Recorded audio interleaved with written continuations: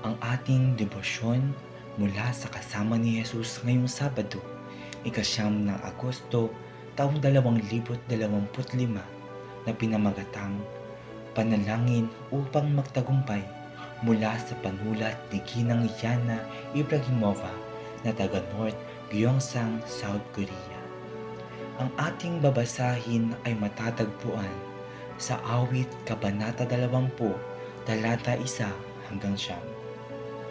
At ang ating pagbabatayan ng refleksyon ay mula sa Awit Kabanata 20, talata 1 hanggang 2. Pakinggan ka sana ni Yahweh kapag ika'y nagdurusa, at ang Diyos ni Jacob ingatan ka sana. Mula sa templo, ikaw sana'y kanyang tulungan, at mula sa Zion, ikaw ay kanyang alalayan. Tahimik at payapa ang umaga sa taglamig.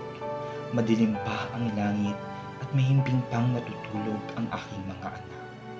Bago sumikat ang araw, naglaan ako ng sandali upang magpasalamat sa Diyos sa bagong araw at humingi ng tulong sa Kanya para sa buong maghapon. Habang ako'y nananalangin, naalala ko ang panalangin sa Awit Kabanata 20. Bago pumunta sa digmaan si Haring David at ang kanyang mga sundalo, nanalangin ang mga tao ng Israel para sa kanyang kaligtasan.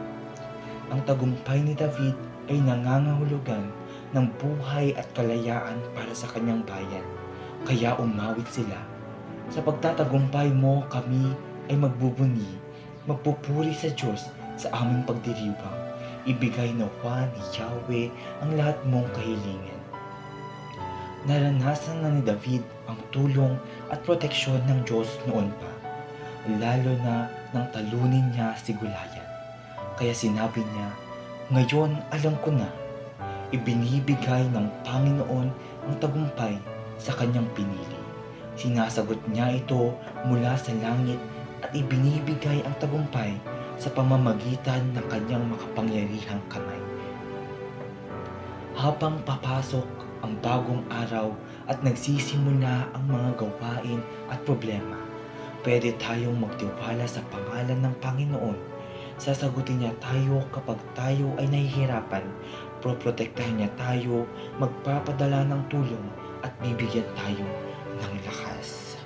At ang ating mga ipapanalangin ay pananampalataya at tiwala sa Diyos sa panahon ng pagsubok.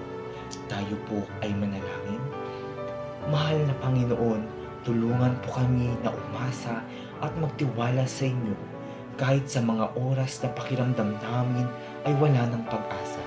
Ipaalala po sa amin na kayo ang aming tagapagligtas at laging kasama sa panahon ng problema. Amen.